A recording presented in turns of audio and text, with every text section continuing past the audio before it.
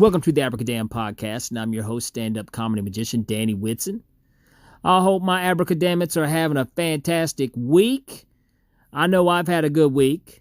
Looks like those STEMI checks are finally starting to roll out and hit those bank accounts. And let me just tell you guys this right off the bat, okay? I hope when you guys do get these checks that you do the smart thing and you save your money or you invest it into something smart. Be smart with your money, folks. Like, I already know what I'm going to do with mine.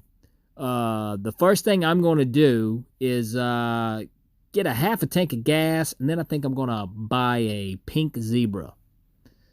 Just because I feel like that's the most American thing I could do with that money. So if you want to follow my lead, go for it.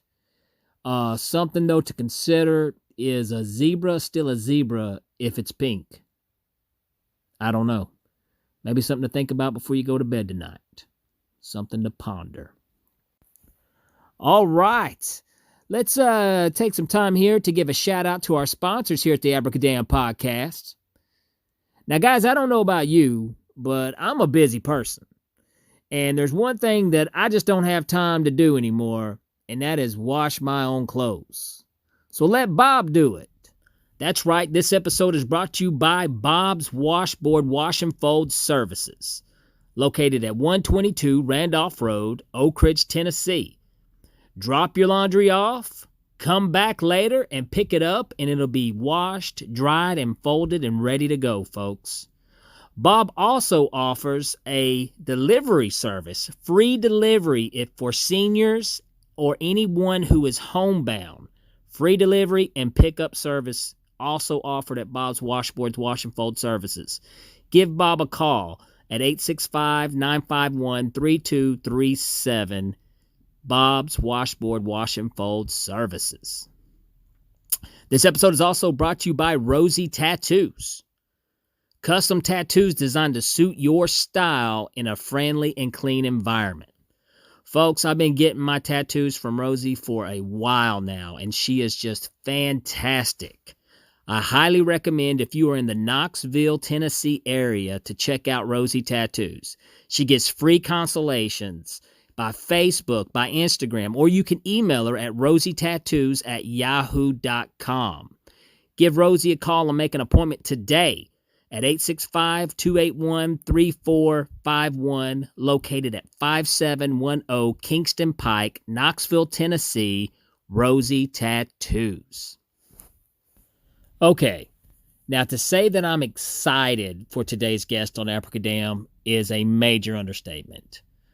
I was super thrilled when he agreed to come on and do the podcast because this guest has had a major influence on me as a comedy magician.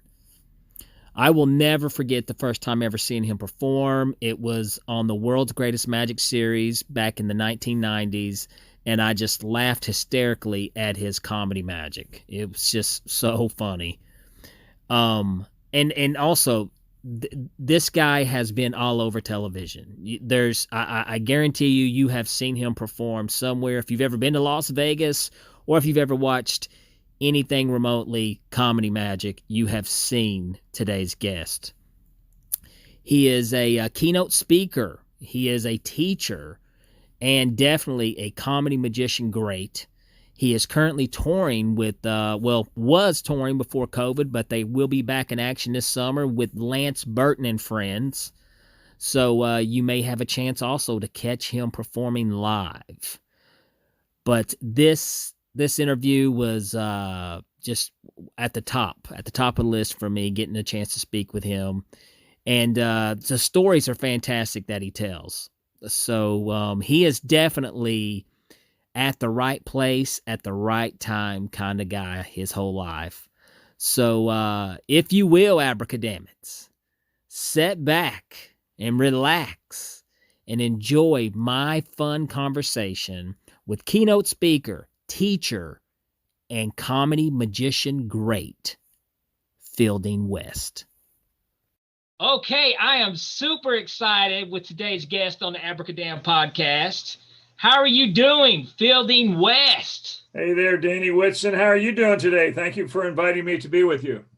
Oh, man, I am thrilled, absolutely thrilled to have you here. Now, if you don't mind real quick, Fielding, now I know every magician on the planet knows who Fielding West is, but I do have some non-magician listeners out there. Do you mind to introduce yourself? Yes, my name is Fielding West. I'm 71 years of age and went to high school and college down in South Georgia, North Florida. And my wife just passed away a couple of years ago, so I'm single. I'm back on the road with Lance Burton and the Lance Burton and Friends touring show, which, as you all can imagine, has been shut down for the last year. Our last show was in Blackpool, England. Okay. You've got a little bit of that shake and bake accent. So where are you talking to me from? Well, I am originally right here from the Knoxville area here in Tennessee. So yes, sir, I do got some of that shake and bake. I had friends that used to live down there off the old Alcoa Highway. Yeah, absolutely. Yeah, out by the airport. Yeah. Yeah, you're definitely familiar. Yes. Now, so you guys were doing a tour before COVID hit, and it's kind of put things on hold, correct? We started about 2.5 years ago. That gave us about 1.5 years on the road before COVID came along. And like I said, our last show was exactly 1 year ago today. Man, I bet that was a show too. So, well, let's cross our fingers that there is a light at the end of the tunnel. Let's hope so. I would like to make a quick announcement right now. The Lance Burton and Friends show will be at what we think will be the last Abbott's get together. And that will be August 4th through the 7th of this year in Colon, Michigan. And so there's going to be Matt King will be there. Jeff Hobson will be there. It's going to be a very big, it's going to be loaded with comedy magic, and there's going to be a lot of great surprises. So I highly recommend Abbott's if you've not been. And that is August 4th through the 7th. That I'm marking my calendar now. Do it.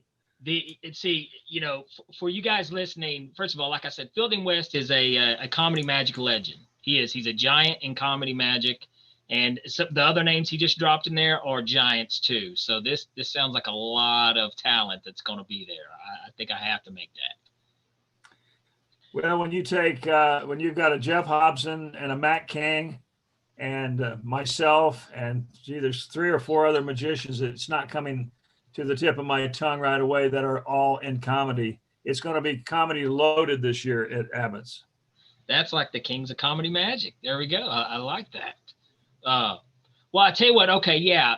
Let's talk about this because, like I said, I'm a Fielding West fan. You have had a ginormous influence on my performing. How did you get into magic? Let's start with magic first. Okay. When I was 9 years old, 8 or 9 years old, I would go in the summer times to visit my grandfather in Tulare, California, where my mother was from, where my mother and father were both from. And I would stay with him. My father was in the Air Force. So, every 3 years we moved to a different city, different part of the country. But in the summer times, we'd go out and stay with Grandpa. Well, he noticed that I wasn't reading. Now, back in those days, they didn't know anything about learning disabilities, i.e. dyslexia. And so my grandfather was trying to encourage me to read. So one night he pulled some jelly beans out of my ear, and he told me that if I believed that I could pull a jelly bean out of my ear, then I was ready to start learning some magic. And I said, well, what do I do? And he says, just reach up. You have to believe, but just reach up in your ear and pull out a jelly bean. So I reached up in my ear, and there was a jelly bean in my ear. And I'm quite sure that, knowing magic, that my grandfather was very, very clever in how he got that thing in there, but he did. So the next day we got up and he said, now this is going to be a magic adventure. So I'm going to blindfold you. So I'm a 9-year-old. It's 100-degree weather by 10 o'clock in the morning in Tulare, California during the summers. Hot, humid. He blindfolds me and he holds my hand and he walks me down the street, and he's explaining to me that we're going to where they hide the magic. The next thing I know, 7-8 blocks later, I was exhausted. We go up into this, I walk up these stairs and I hear these all this kind of soft noise. I couldn't figure out what it was. And he takes the mask off of me, and there in front of me is 11 books on magic. We were in the Tulare Library. He'd walk me to the library. This is his point that he was trying to make. He said, I said, Grandpa, we're in a library. He goes, don't say anything. He said, yeah, but anybody could come in here and get a book on magic and know how the tricks are done. And he said, that's the point. Nobody reads. So you pick out a book, you learn the tricks in that book, and I'll have a big surprise for you on your birthday. And my birthday is August 31st. So here we are at the 1st of August. Every day I worked on those magic tricks. They were, what you would expect a 9-year-old to be doing. And my grandmother made me a cape, and my grandfather had his Masonic fez, and he put it on my head. And then he went out to the garage, and he made me a little magic wand, and he painted the tips white, and it was black, and gave it to me. And he says, "You're now a magician." And I put on a magic show, and that's one of the first books I ever read in my life that I remember reading were magic books. So that's how I kind of came into the fold. I managed to get through high school. I managed to get through college, and I've got an undergraduate degree in psychology, which I presented to my parents because that wasn't what I wanted to do. But so I'm going to take it a step further. Did a little bit of magic in high school, not very much. Got into college and played the drums and was putting myself through school playing the drums. And I thought, these drums are getting to be kind of a nuisance lugging these things around. I think I'm going to go into the magic because it doesn't seem like there's going to be so much to carry around. What an idiot I was. So I started really working on the magic, and I went to Washington, D.C., was up there in the fall of, I think it was 68 or 69, and I went into Al Cohen's magic shop on 8th Street. And there's all these anti-war protest marches going on. So nobody could get up and down the street. And it was the day that Henny Nelms had released Magic and Showmanship. So here is Henny Nelms sitting at a little table, and he's trying to sell his Magic and Showmanship books. And Al Cohen said, "How much money you got?" And I said, $30. He says, "Okay, we're going to get you one of these. We'll get you one of these. And that thumb tip looks horrible. We'll get you a new one of these." And he says, "And you can't leave here without buying Henny Nelms' book." So I go over to the table and I introduce myself, and he signs it. "This is the very first book. You bought my very first book." That is and he super. Signed it that way. Well, being an idiot and not realizing the historical value of that book, I read it, and then I gave it to somebody else that was interested in magic. Okay, so now let's jump ahead. I started going to graduate school in Tallahassee. I went to college in Valdosta, Georgia. I moved down to Tallahassee. I was selling cars and going to night school. And one of my roommates went to Florida State University, and he had a club. It was a coffee shop called the Down Under. And they would have musicians come in. But this time he said, "We have a magician coming. He's going to fly into the airport. You live out by the airport. You have a brand new car every day. Can you go pick him up?" I said, "What's his name?" He said, "Steve Martin." I said, "I've never heard of a Steve Martin before." And he says, "Well, none of us have, but you go pick him up, take him to his hotel, and we'll get you a free ticket into the show." I said, "Okay." So I take Steve up there and drop him off, and I come back and I meet him, and he's walking around. He's a little PO'd because there was no dressing room. Well, it was a coffee shop. There's no dressing room in a coffee shop. So I went back near the kitchen, and I saw some condiment boxes with ketchup and mayonnaise and and all that kind of stuff. And I started stacking the boxes up in the corner of the room where there was a light. And then I took a broom handle and put it over at the top, and I threw a tablecloth over that. And I said, "Will this work for you?" He says, "Man," he says, "you're great. Thank you so much. I appreciate it." And he's got his little black art table, with the well in it. He's got a chick pan, a dove pan. He had some silly stuff, an appearing candle, or Disappearing Candle. And of course, he was Steve Martin. I went out, and this guy was so funny, and he played the banjo, and he told stories, and then he would do a magic trick, and then he'd tell more stories and play the banjo, and then do more magic tricks. And I thought to myself, well, you know, my magic is much better than this guy, but I'm going to have to learn how to be funny because this guy's got it down. He was Steve Martin in 1973. I mean, 1973, Steve Martin. This is before the world knew about Steve Martin, but he was absolutely brilliant. And I saw all of his shows back to back. And I went down to graduate school where I was going to graduate school. And I said, I want to get out of, they gave me a scholarship. I was at Florida A&M. And I said, well, I want to get out of my scholarship. He said, well, if you do that, you're going to owe this university about $3,500. Well, $3,500 to a 20-year-old, 21-year-old back in 73, you might as well have said, $10,000. I mean, it was ridiculous. So I said, what have I got to do to get out of here? Because I want to be a magician. I want to be a comedy magician. And the first thing my instructor said to me is, what instrument do you play? I said, well, I play drums, but I want to be a comedy magician. Well, how do you get comedy out of drums? I said, no, magician. He said, I've never heard of that sort of thing. I said, well, I just saw a guy that's about to crack this open for the whole world. And so they let me write some papers. I went to my instructors. I wrote a paper on my course, and I graduated. And it's the first time that I had a 3 A's.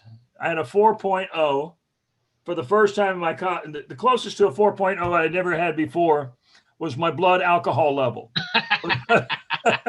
But I got out of school with honors, and that was it. I went to Jacksonville, Florida the following year, a year and a half later, and I sold cars for, I don't know, maybe half a year. And then I wrote a TV show called Magic Gang.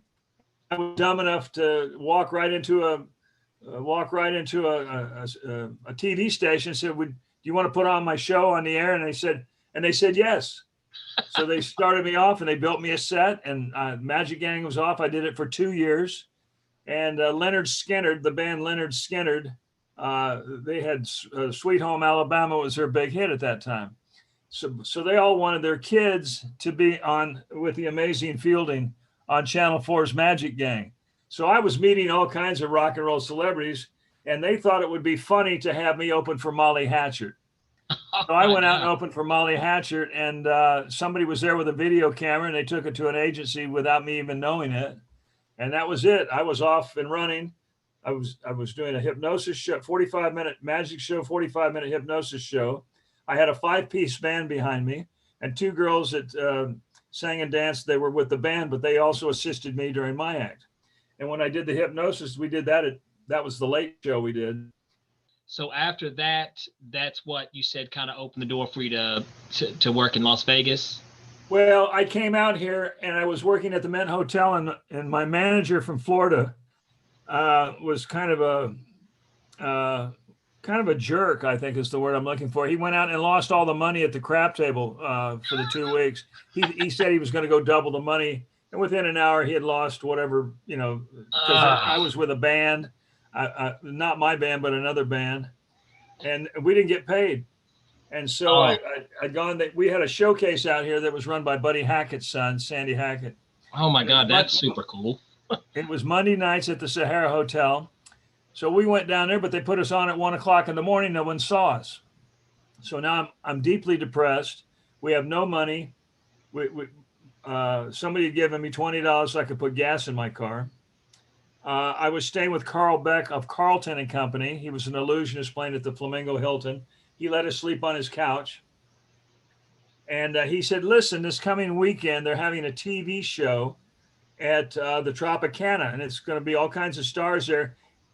And here, I'm not going to go, but here's the tickets to the after party. He says, dress up nice. We walked in there. There was Tony Orlando, Liberace, Siegfried and Roy, Bobby Gentry, Tina Turner. It was a who's who in show business that were all on this show. And everybody seemed to think that we were with the network because no one knew who we were. They said, who's that couple over there? So what I did was I took some plastic bags and put them in my pockets of my suit. and I knew they were going to have a lot of food there. So I'm stealing food is what I was doing. And they had these big giant shrimps, and I'd pick up a shrimp and I'd look around like I was eating it, and I'd stick it down in my pocket. I'd pick up another one. Well, I get to that third shrimp, and standing right behind me, I hear this, oh boy, that's going to make a big stinky. And I turn around, and right here in my face is Liberace. Oh my gosh. He says, we're across the room and we're watching you put shrimp in your pocket. What are you doing? And so I told Liberace the story. He said, go to the showcase. I said, we did. They put us on at 9. He says, somebody bring me a phone. Your younger people won't understand this. They brought a phone out. They plugged it in the wall. He called the entertainment director at the Sahara Hotel, and he said, I've got my eye on this charming young man, which was, I guess, some kind of code. But I had no experience in anything. And he says, and I'm going to come down and watch him. So I want him on at 9 o'clock. So they put me on at 9. We got a standing ovation, and there was a manager and an agent that were sitting there. And the next thing I know, I was opening for Chubby Checker all the way across Canada. So I went from having no money to being bam. And then I came back to Vegas, and I wound up in a show. And I was in that show for 7 weeks. And then I started working as an opening act. And that was it. I just took off, That is so much awesomeness in that story there, Fielding. I mean, from Steve Martin. I'm leaving so much out because I got a lot more to tell you. And also, I've told a lot of these stories before, and I don't want to bore your audience with stuff they've already heard before. I promise you, Fielding West, you're not going to bore my audience. I would say that Steve Martin was the one that really had influence, just by watching him. That had influenced me, that was the type of magic that I wanted to do. I wanted to do comedy and magic.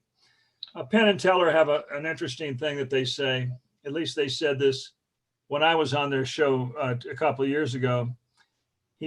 Penn said, the one thing we've noticed about guys that say they do comedy and magic is there's very little comedy and there's very little magic. And he says, but you, Fielding, have taken basic things and you've done it in such a way, and you gave me this great compliment on the air, and it was just wonderful stuff. And so I would say that Steve Martin was basically my influence to get into that side of it. Now, not everything was glorious. I want to tell you a little story about a show that I did in Canada when I was opening for Chubby Checkers the first time, and everything went to heck. I mean, it was horrible. So I used to have snakes in my act. Whoa. I had pythons. So I'd come out and I'd take a newspaper and I'd tear it up and I'd put it back together. And then I'd show both sides of it and I'd wad it up in a ball and stick a little, I'd rip the top of the paper and a little snake would crawl out. And I had a temple of Benares. So I'd open the front doors and I put the snake in the temple of Benares. And then I closed it and I spun it around and I opened the front doors. And now the snake went from being 2 feet long to being 8 feet long and about 45 pounds. Ooh. So I pull out this bigger version of this Burmese python. And when I do, the snake started to go to the bathroom. Now, I don't know if you know anything about snake poop, but number one, it doesn't just happen. It takes about 5 or 6 minutes. So now I'm completely out of music. The crowd is screaming. There's a big pile of snake doo-doo right there next to the Temple of Benares. I put the snake back in, stick in all the swords, open it up. Now, this is all to no music now. And I show the snake's gone. Now I close the front doors of the temple and I start pulling all those swords out. And out comes my assistant in a snake outfit. Oh, my God. And as she's stepping off the box, I said, look out, there's snake poop right here. And she steps in it. Her feet went up in the air and she slammed very hard on her butt right on this snake crap. And she starts crying and her makeup is running out and the crowd is screaming. They are screaming. And this is in Calgary, Alberta. That is so weird. Snake. Now, that's definitely a story you don't hear every day. Someone slipping in your show on snake poop. Well, here's the kicker. Now I tell something. I'm doing the linking rings, and all of a sudden the crowd is screaming. And I thought, I've never heard a crowd respond to linking rings like this before. And there's a tap on my shoulder. And I hear this voice says, how much longer are you going to be? I said 5 more minutes. I don't even look to see who it is. It was Chubby Checkers. Oh. He had a bathrobe on. He came out and whispered in my ear, "How much longer?" Well, so now they had to come out and clean up the snake crap. Well, you know, the thing, and kind of back to what Penn and Teller said, that is absolutely true. You know, I'm a comedy magician, and when I was first blending comedy and magic together, it wasn't easy to make the two work, and it took a lot of time. And but one thing that I know that what you do with your comedy magic is you have so much. Your material is funny, and oh yeah, here's the magic, and it's gonna punch you right there. You know, to the tiger effect you do, which is hilarious and great, but at the same time, that's a brilliant quick change act. You know? Yeah. The way that came about was when I came out from Jacksonville. At that time, one of the most popular kind of offbeat movies was called Rocky Horror Picture Show. Yes. And so you remember the character that Tim was it Frankenfurter, or the one that wore the women's bustier and the fishnet hose? Yes. So I went down to a store and I bought my assistant the bustier and the G-string and the black fishnet hose. And then I turned to the lady, I said, "I want one that'll fit me." So we did. So what happened? I put her in the bag in the box.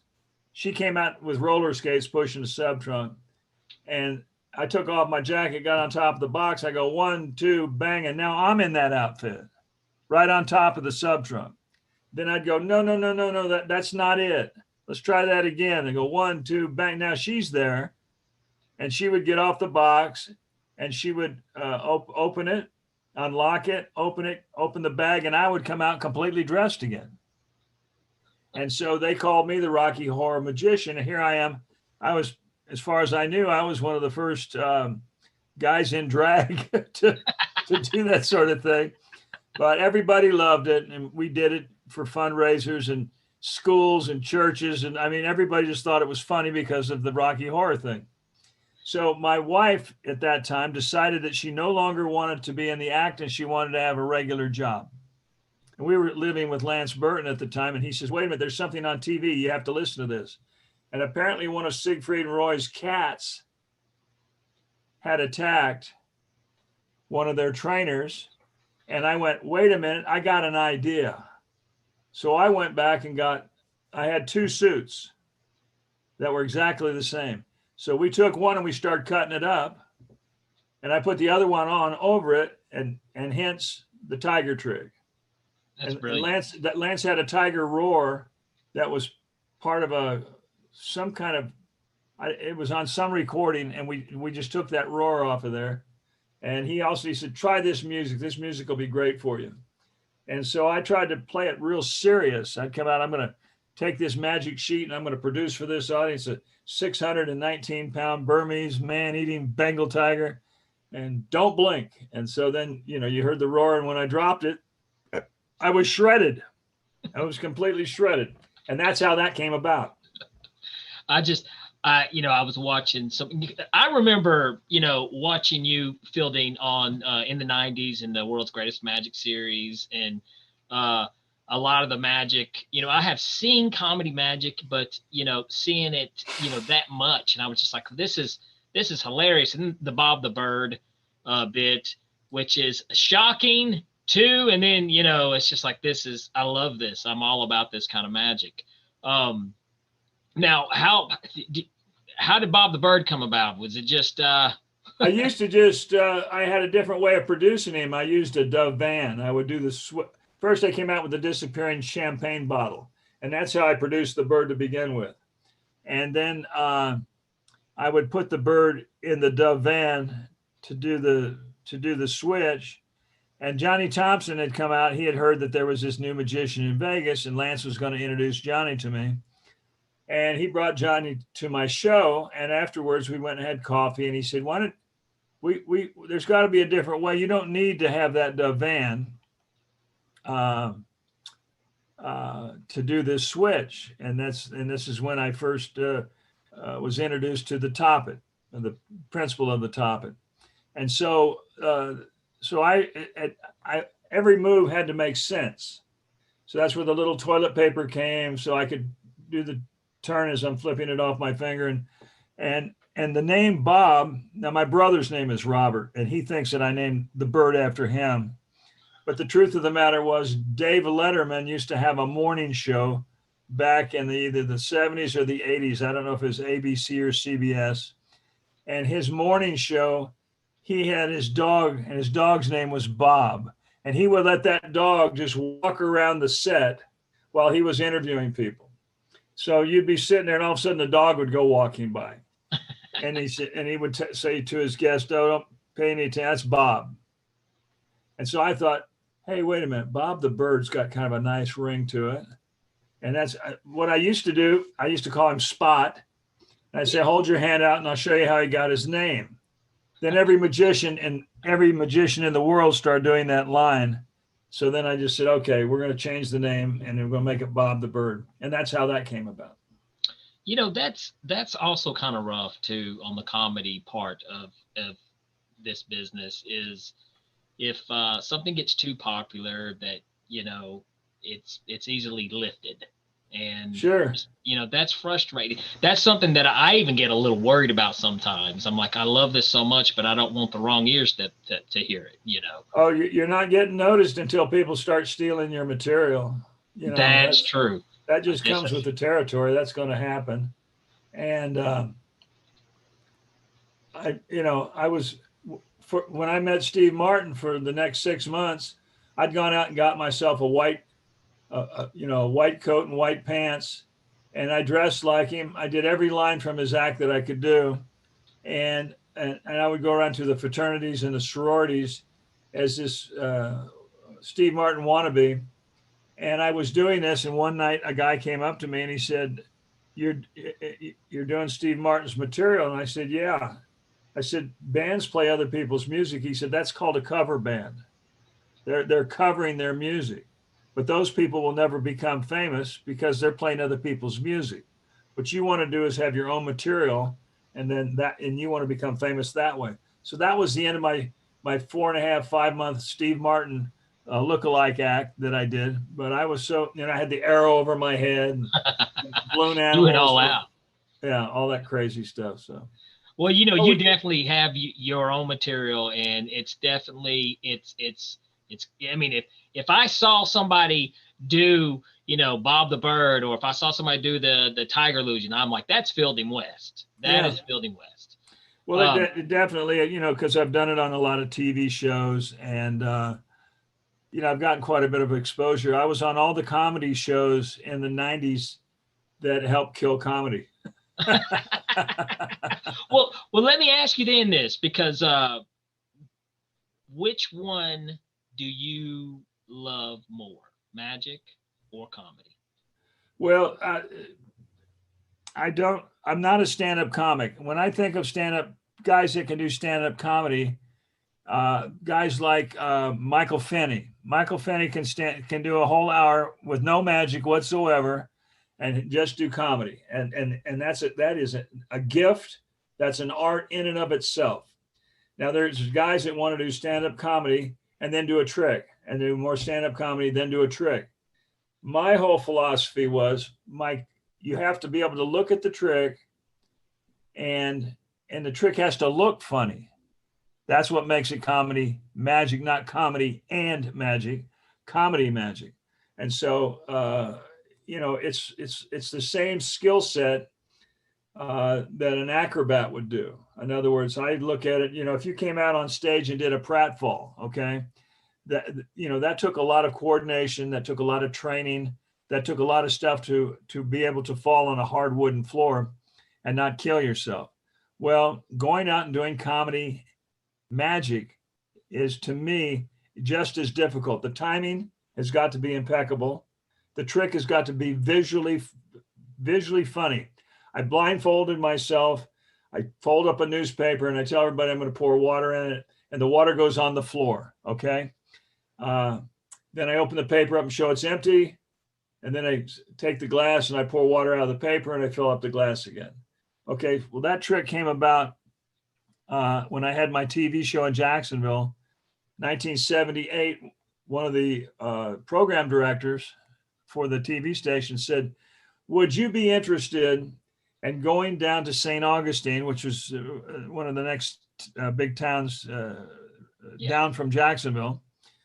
Would you be interested in going down there and performing for the Florida School for the Deaf and Blind?" I said, "That's interesting. Deaf and blind. I wonder what that would be like." So I started imagining, what would I do for deaf and blind kids? I said, "Oh, I'm going to come out as a blind magician with a dog and a table. Oh, I know exactly what I'm going to do." So I came out, and the deaf kids are signing onto the hands of the blind kids what I'm doing on stage. The first thing they tell the blind kids is that I'm blind because I've got the glasses on. I had the white cane with the red tip. First thing I did was make that white cane disappear into 2 red silks. And I put that in my pocket. Then I reached around on the table and I found the newspaper, and I showed the paper empty. I folded it up and I reached back there to get the water, and the guy that, I forgot to tied the dog to this little table. It's just his leash. And so now this guy comes out.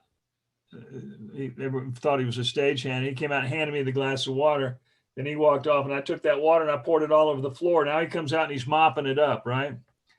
Now he goes off, and I take the newspaper and I pour the water back out of the newspaper, and it goes back in the glass. Now I go to set the glass on the table, and the dog was his. So he calls the dog, and the dog drags the table off of the stage, runs to the side. And the kids were absolutely screaming. And then after that, I came out and I did like cut and restored rope, and, and did some silk manipulations, like a dye tube type of thing, color changing scarves. And after that, but that was my opener. And it was just crazy enough that somebody wrote the story up, and it went out on the UPI on the wire service. And I wound up in the New York Times. That is awesome. It's a great story. Well, I mean, a lot of people read this. I started getting corporate dates early on in my life because somebody read about me in the New York Times. It's almost like fielding, because today is so different. Today, someone can make a silly video, put it on, social media, and go viral and be famous overnight.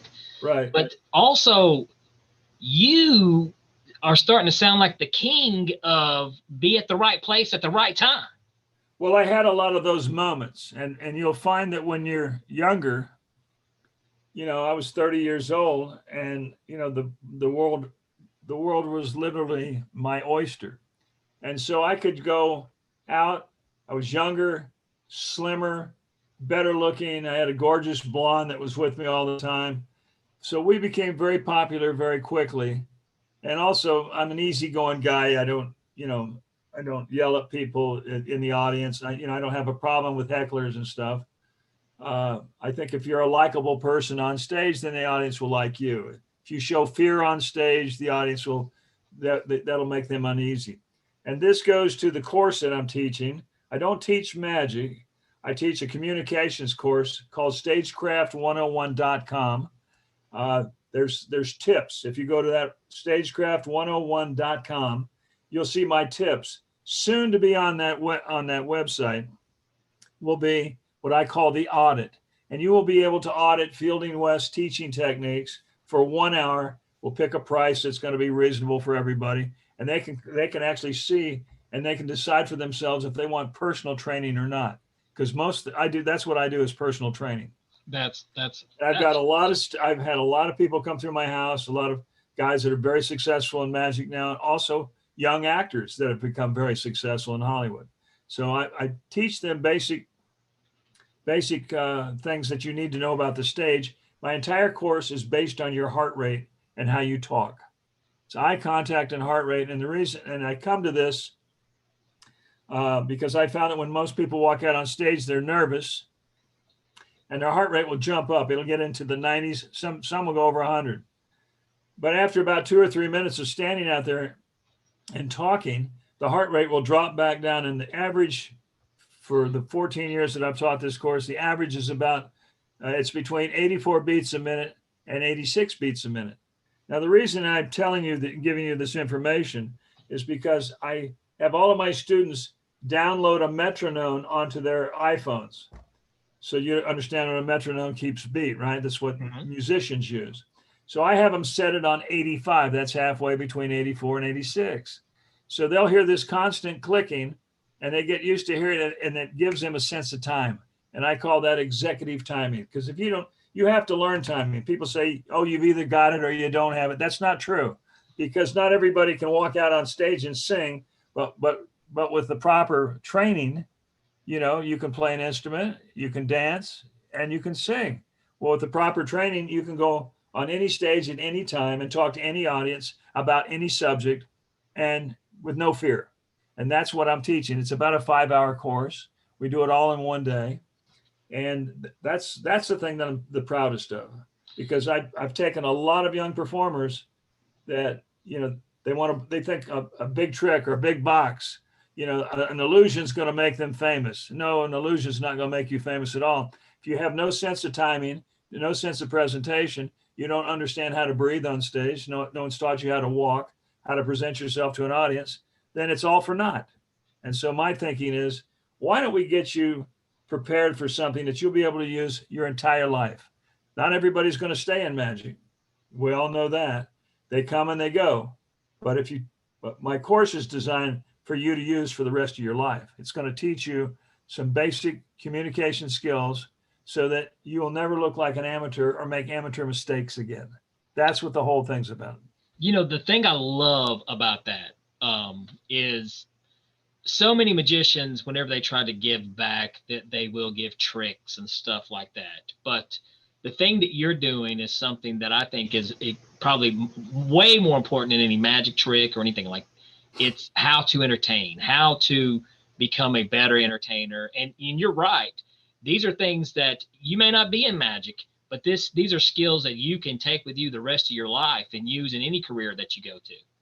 Yes. And especially, you know, if you're going to college, it's going to make you a better speaker. If you're going in, you know, and especially if you're going into the legal field. Some of my biggest clients now here in the Las Vegas area are lawyers. So lawyers get out of college, they pass the bar, then they have to go clerk. It's called clerking. They'll do that for 4 or 5 years or whatever it takes with a law firm. And they're not prepared to go into a courtroom. They're not prepared. So what I do is I go to whoever the office manager is or whoever makes the decisions, and I say, listen, I can train all of your clerks in 5 hours to be courtroom ready. I guarantee my work or don't pay me. And I charge them accordingly. But I've never had anyone ask for their money back. And I've been training lawyers for the last 3 years. That is awesome. So that's where the money's at. Well, you know, I want a lawyer to represent me who was trained by Fielding West. You don't want a lawyer, because that just says you're in trouble, buddy. Oh, okay. Well, let's move on to this. And now we've heard some really good stories. I've heard some awesome stories. Okay. Let's get a tough question here. Okay. All right. Fielding West, here on the Abracadamn podcast, we do ask the tough questions. And we live in a day and age where it's absolutely impossible to get away from politics. Right. So now I'm going to ask you the tough political question. If you had to share a sleeping bag Oh, no. with any U.S. president, who and why? Don't tell me you just pulled that out of your hat. That's a pretty loaded question right there. Well, let me answer it this way. I'm not sure that I'd crawl in a sack with any president, past or present. But with that said, and Ask me that question when we get our first female president. Okay, fair enough. Fair enough. Okay. I don't think I would want to. Well, Biden's a fan of hairy legs, so I don't want to rub hairy legs with Biden.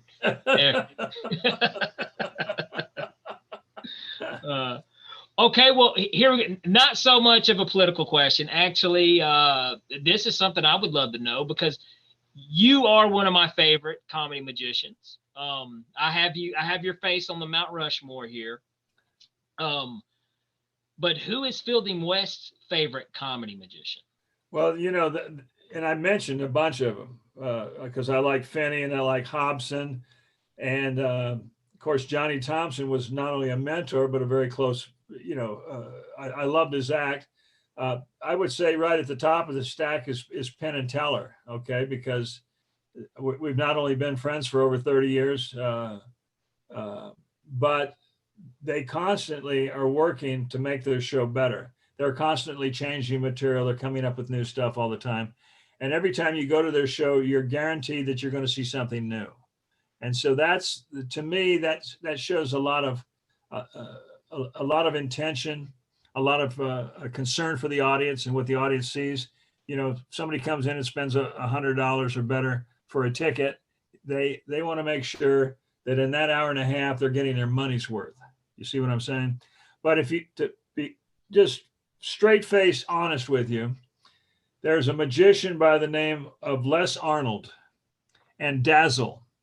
Now, Les Arnold and Dazzle, he's a past member of the Long Beach Mystics, and there's a whole series of very famous magicians that came out of the Long Beach Mystics. But his act is based around the nuttiness. He's a very straight-looking magician, and he acts that way accordingly. But his daughter, Dazzle, as she calls herself on stage, is this really a crazy woman. She is a crazy woman on stage, and she's the whole show. And so I cannot. I mean, once he comes on stage and then she comes out, I cannot take my eyes off of them. There's a laugh about every 6 to 10 seconds. And I mean, good stuff. That's great. So I would say I got to put my friend Les Arnold right up there at the top. Not as much exposure on television. Very well known around the Magic Castle and in the LA area, and of course here on the West Coast. But yeah, Les Arnold and Dazzle. That's one of my favorite. Oh, and Cole and Company. You remember Cole and Company? Yes. Yeah. Yeah, I love Cole and Company. Now, I haven't seen them in years, but here's three people that come out on stage with three different personalities, and they botch an illusion act. I mean, they're doing illusions. They're not just doing tricks. They're doing box magic that's falling apart on them. And that is, to me, well, of course, everybody likes to see a fat lady step on a banana peel. Well, that's basically what they were doing. They were doing every silly thing you could possibly do. I hope that gets someplace that gets an answer to you. Oh, absolutely, absolutely.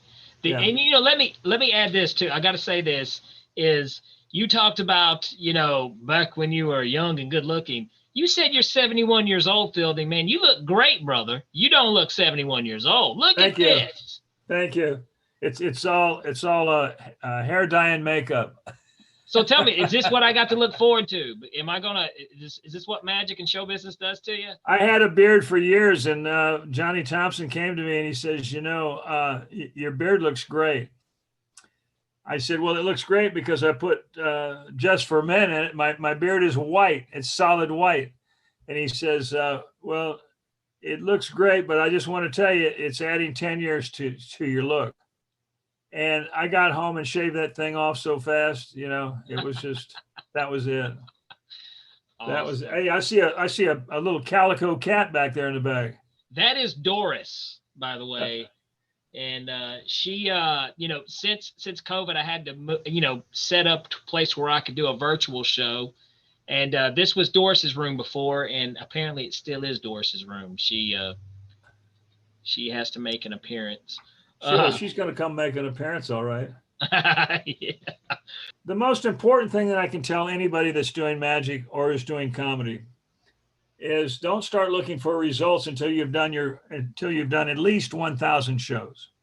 I believe in this. You have to have that much stage time experience before you start to discover who you are as a person. Once you discover that, more things will come out. You'll as you mature, you learn techniques to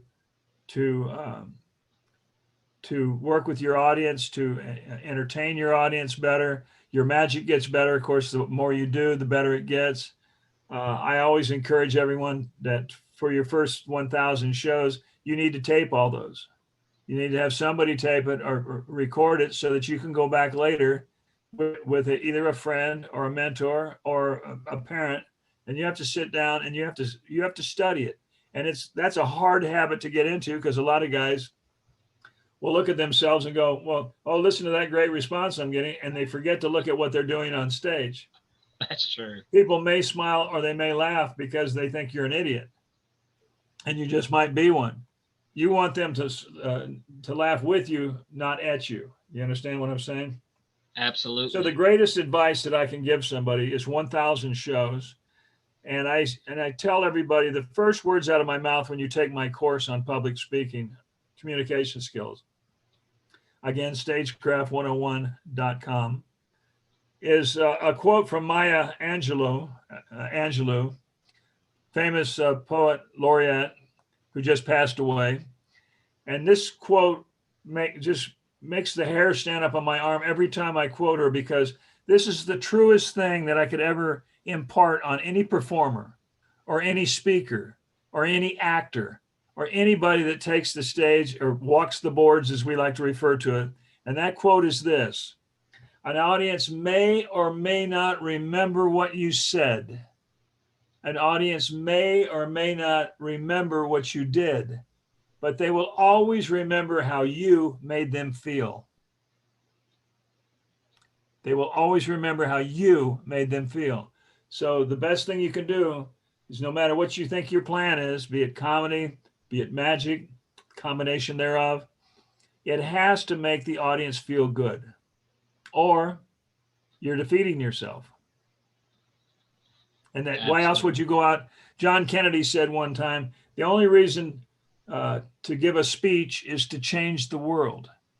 I always think to myself, the only reason to walk out on stage and do my silly little act is to change the world. And the world that I'm changing is the attitude that these people are watching at that moment.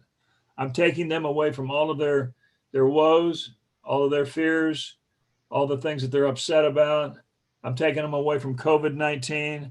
I'm taking them away from politics, because there's no politics in my act. There's no religion in my act. The last thing you want to do is go and divide your audience. So you open your mouth and you say, I don't like this guy, or I don't believe in that, and I don't do this. You've just cut your audience right in half. So the best thing to do is to avoid issues that cause controversy. Again, you want people to feel good about you. Yeah. That's 100% words to live by right there. Yes. Before we get out of here, let me just ask you real quick, what do you think is the most important thing that you have learned in your life being a professional entertainer? Well, to answer that, and to be really frankly honest, was conquering myself. In other words, to understand that from the wing to the center of the stage and back is their time. That's not me. I can't carry any luggage out with me. I can't, I'm having a bad day, but I can't go out there with a bad day in my head. I lost my wife 3 years ago, and Lance said to me, the first thing he said was, we got to get you back on stage as soon as possible. So I was going to a therapist. I was going to grief counseling. I was going to different church groups that had grief counseling. And he said, and she had only been gone a month, and he goes, no, you're going back out on stage, because I know where you function the best. And he pushed me out there. And when I walked out that first time, I was literally had a tear running down my face, because I wasn't sure if I could do it. and I had to take a couple of deep breaths. The audience in which we were playing, this was in Louisville, Kentucky, at a magic convention, and they all knew that my wife just passed. So the first thing they did was give me a standing ovation when I walked out, which made it even more difficult for me to breathe. But Lance was right. I had to get back in the saddle and go do my job. You do your job, make your notes, go back, take your makeup off, go out the back door, go get some coffee or go get something to eat. But you have to take care of yourself. And that's my whole thing. When you go on stage, you go on stage for business. Wow.